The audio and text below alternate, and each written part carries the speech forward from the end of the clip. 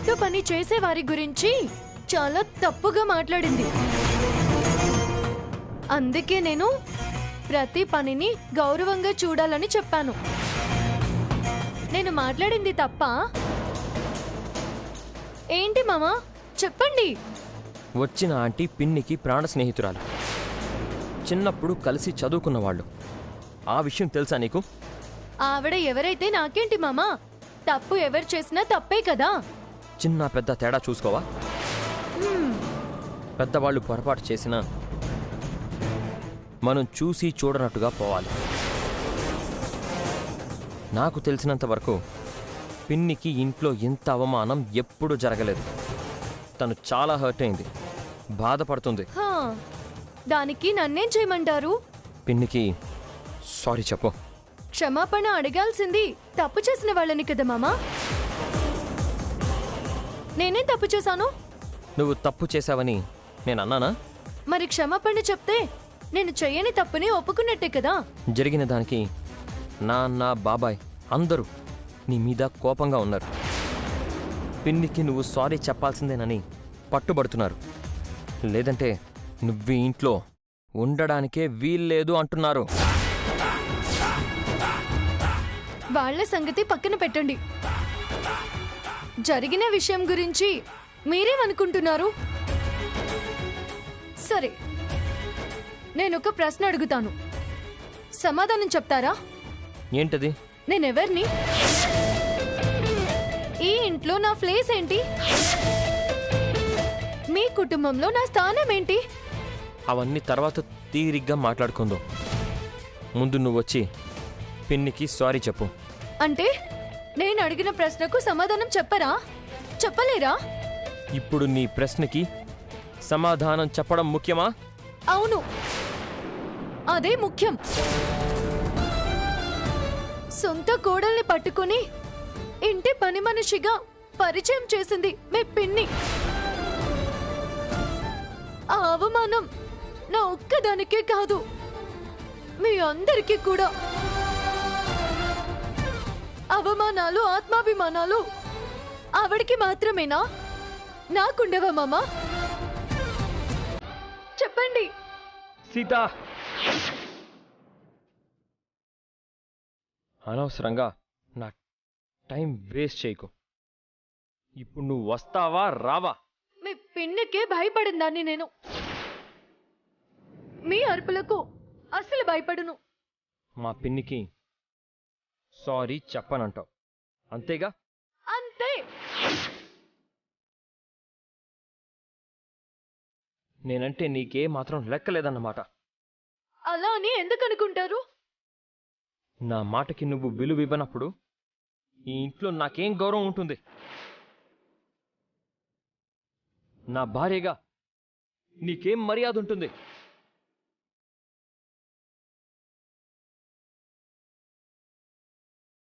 మామా, ఒక నిమిషం. మీ పిన్ని గారిని క్షమాపణ అడగాల్సిందేనా? తప్పనిసరిగా అడగాల్సిందేనా?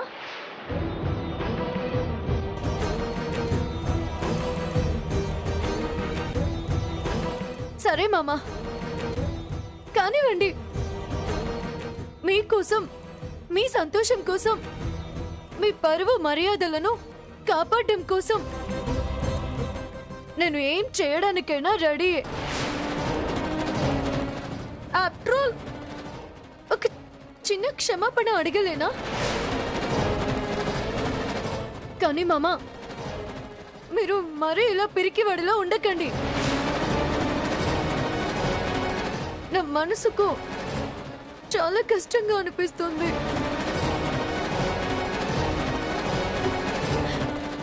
పదండి మామా.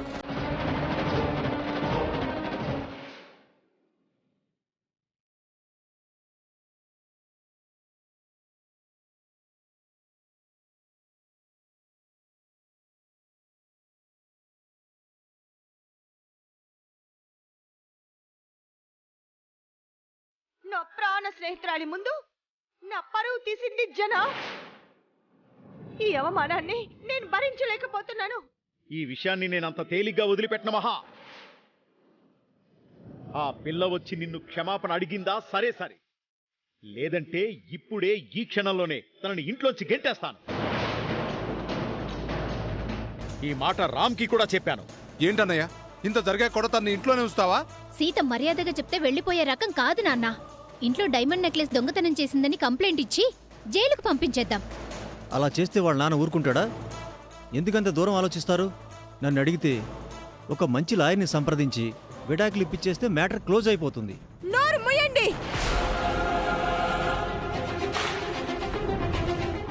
పనికి మాలిన మాటలు వద్దు. దాన్ని నా దారికి ఎలా తెచ్చుకోవాలో నాకు బాగా తెలుసు. నా సమస్యని నేనే సాల్వ్ చేసుకుంటాను. మహా వదినా, మహా వదినా. మహా, మహా, ఏంటి ఆవేశం? ఎక్కడికి వెళ్తున్నావు మహా? ఆగు మహా. వదినా, చెప్పేది విను వదినా.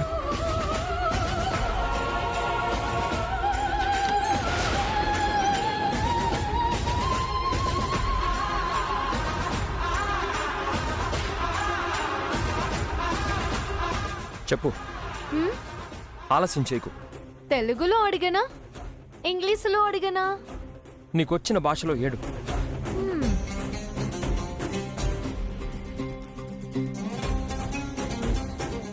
అందరూ బాగా వినండి, జాగ్రత్తగా వినండి.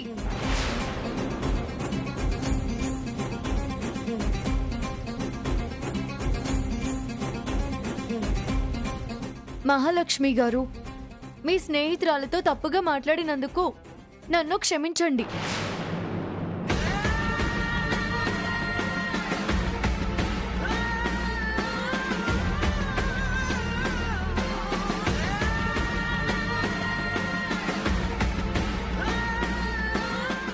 చాలా సంతోషం. మంచి మనసుతో క్షమాపణ చెప్పి నీ మనసులో ఉన్న మలినాన్ని కడిగేసుకున్నావు. పద్ధతి అంటే ఇది. పెద్దల్ని గౌరవించడం అంటే ఇది. నువ్వు నాకు నచ్చావు సీత.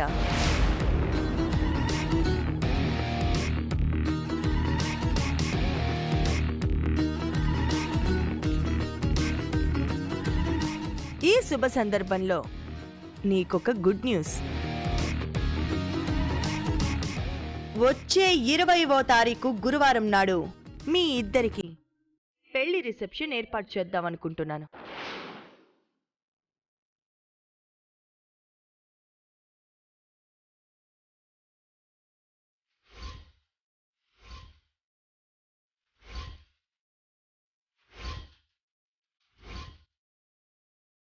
మీరు చెప్పేది నిజమే సీత. ఇందాక జరిగిన ఇన్సిడెంట్ నన్ను బాగా డిస్టర్బ్ చేసింది, డీప్గా ఆలోచించేలా చేసింది.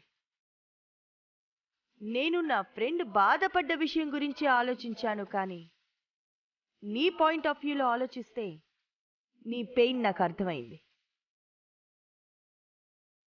ఇంటి కోడల్ని పట్టుకుని పని మనిషి అని పరిచయం చేస్తే అది ఎంత అవమానంగా ఉంటుందో నేను అర్థం చేసుకోగలిగాను.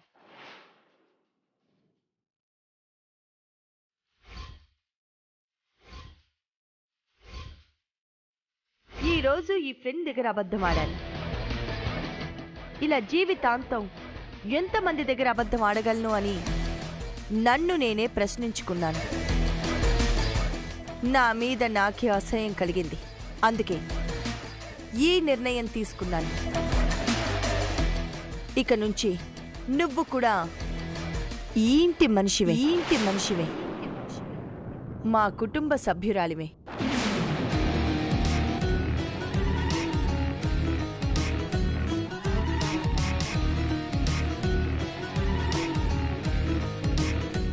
ఇన్నాళ్లుగా నీకు కలిగించిన కష్టానికి నిజానికి మేమే నీకు సారీ చెప్పాలి.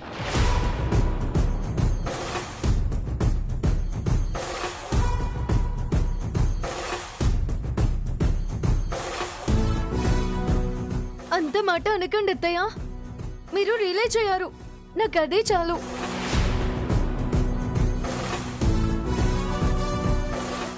గిరి, ఆ రిసెప్షన్ చాలా గ్రాండ్గా జరగాలి. ఆ ఏర్పాట్లన్నీ నువ్వే చూసుకో.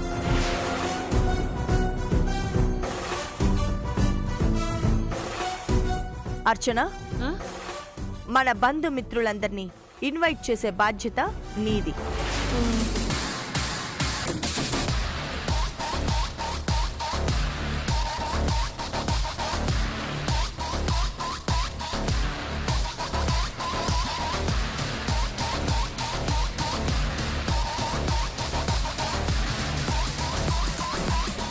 మా అత్తయ్యకి ఇన్నాళ్ళకు కనువింపు కలిగింది, మనసు మారింది. ఏదైతేనే దుర్గమ్మ దయ వల్ల ఇన్నాళ్లకు నాకు మంచి జరుగుతుంది.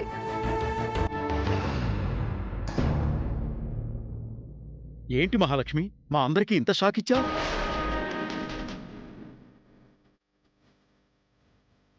అసలు నీ ఆలోచన ఏంటో మాకేం అర్థం కావట్లేదు వదినా. నువ్వెందుకు ఇలాంటి డెసిషన్ తీసుకున్నావో అర్థం కాక నాకైతే బుర్ర తిరిగిపోతోంది మహా. ఇప్పుడు నువ్వు దాన్ని కోడలిగా యాక్సెప్ట్ చేస్తున్నానని చెప్పావుగా, ఇక దాని అతి చూడలేవు. కళ్ళు తగిన కోతిలా ఇల్లు పీకి పందిరేస్తుంది. మాట్లాడమేంటి చెల్లయ్? నువ్వు మనసు మార్చుకున్నావంటే నాకు నమ్మబుద్ధి కావడం లేదు.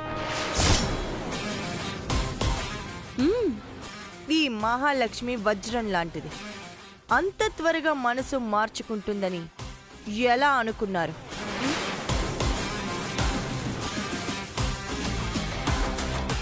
వజ్రాన్ని వజ్రంతోనే కొయ్యాలి, ముళ్ళుని ముళ్ళుతోనే తీయాలి. ఆమెని మాయం చేసి మాయతోనే గెలవాలి.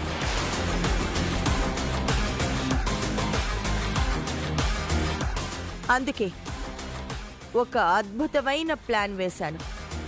అంటే నువ్వు రిసెప్షన్ ఏర్పాటు చేస్తానడం అబద్ధమా? మహాలక్ష్మి ప్రాణం పోయిన అబద్ధం చెప్పదు. మాయ మాత్రం చేస్తుంది. నేను డిసైడ్ చేసినట్టుగానే రిసెప్షన్ జరుగుతుంది.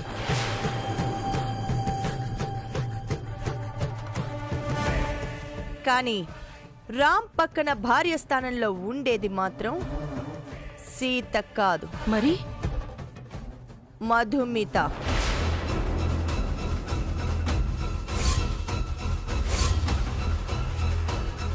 మధుమితనే రామ్ భార్యగా నేనందరికీ పరిచయం చేస్తాను. ఏ రకంగా చూసినా రామ్ అత్తమామలు శివకృష్ణ లలితలే కాబట్టి వాళ్లను వియ్యంకులుగా పరిచయం చేస్తాను. ఏం మాట్లాడుతున్నా మహా? ఇది సాధ్యమయ్యే పనేనా? మహాలక్ష్మి డిక్షనరీలో అసాధ్యం అన్న పదమే ఉండదు. మీ అందరికీ నా మీద నమ్మకం ఉందా? ఉంది. అయితే దీన్ని కూడా మీరందరూ నమ్మి తీరాలి. ఇది ఇలాగే జరగాలని నేను డిసైడ్ చేశాను. దానికోసం నేను ఎంత దూరమైనా వెళ్తాను. ఈ విషయం రామ్కి గాని ఆ రేవతికి గాని మన అమ్మాయిలకు గాని ఎట్టి పరిస్థితుల్లో తెలియకూడదు. అలాగే వదినా, ఈ రహస్యం కేవలం మన మధ్య మాత్రమే ఉంటుంది. మంచిది. కూల్గా ఉండండి. జరగాల్సిన పనులు చూడండి. సరే మహా.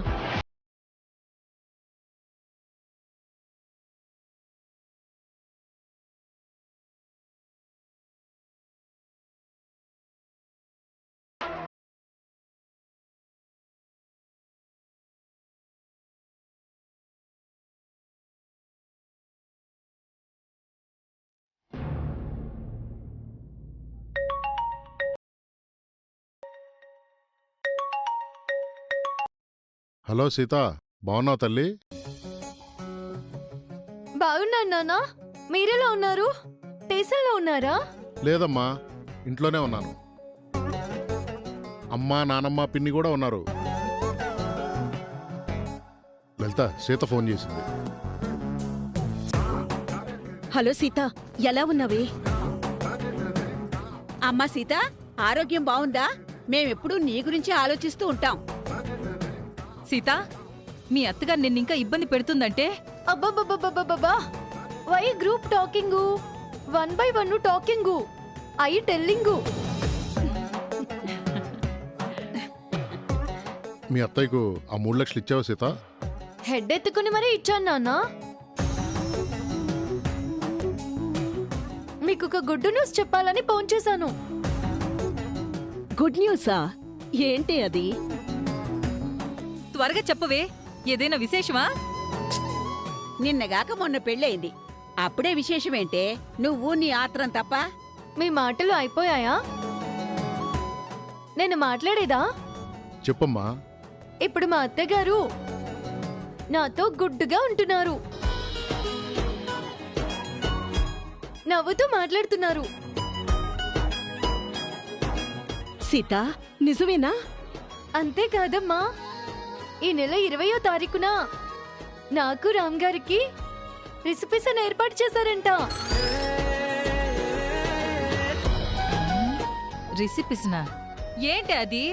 రిసెప్షనా తల్లి? అదే కదా నాన్న చెప్పాను.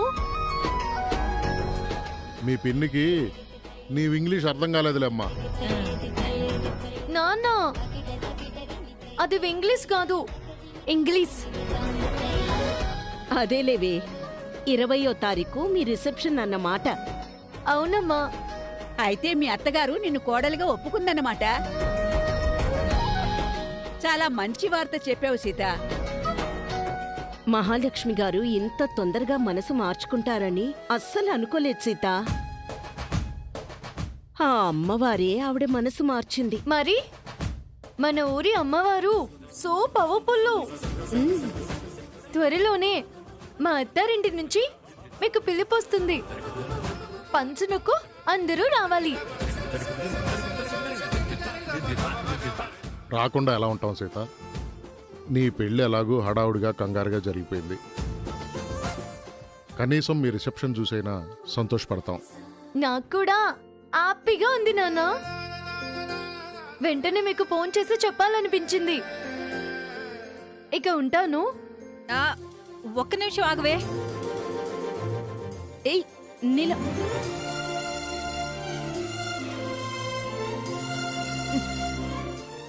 అవునే సీత, మీ ఇద్దరికి అది జరిగిపోయిందా? ఆ? ఏది పిన్ని? అదేనే, పెళ్లి తర్వాత జరిగేది. పెళ్లి తర్వాత ఏం జరుగుతుంది? అది కార్యమే. కార్యం అంటే? ఒసే ఒసే తింగరదానా, మీ అమ్మ నిన్ను మరీ వివరం తెలియకుండా పెంచిందేంటే? కార్యం అంటే తొలి రాత్రి. అది జరిగిందా? ఏంటి పిన్ని నువ్వు? రిసెప్షన్ జరగకుండా అలాంటివన్నీ ఎలా చేస్తారు? అసలు దానికి దీనికేంటే సంబంధం? అది నన్ను అడిగితే వాట్ ఐ టెల్లింగు. మా అత్తను ఆస్కు. అర్థమైంది, అర్థమైంది. ఉంటాను. Bye bye bye.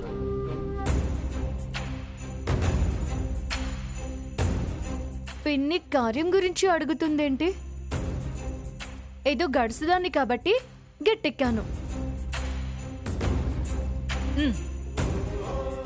సీత ఒక గుడ్ న్యూస్ తో పాటు ఒక బ్యాడ్ న్యూస్ కూడా చెప్పింది. అల్లుడు గారికి సీతకు ఇంకా అసలు కార్యం జరగలేదంట. అలాంటి విషయం సీతను ఎలా అడిగావే? పాపం సిగ్గుతో ఎంత ఇబ్బంది పడిందో ఏమో. పెళ్ళైనప్పటి నుంచి ఇప్పటి వరకు సీతకు ఆ ఇంట్లో గొడవలతోనే గడిచిపోయింది. ఆవిడసలు సీతని కోడలుగానే ఒప్పుకోలేదు. ఇక కార్యమేం జరిపిస్తుంది? ఇప్పుడు రిసెప్షన్ జరిపిస్తున్నారు కదా లలిత,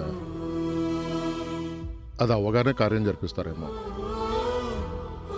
పద్ధతి ప్రకారం అయితే తొలి రాత్రి మన ఇంట్లోనే జరగాలి బావుగారు. అవునరా, సీతకి 3 రాత్రులు మనింట్లోనే జరిపించాలి. రిసెప్షన్కి వెళ్తాం కదా, అప్పుడు మాట్లాడదాం. నేను స్టేషన్కి వెళ్ళొస్తాను. అలాగే.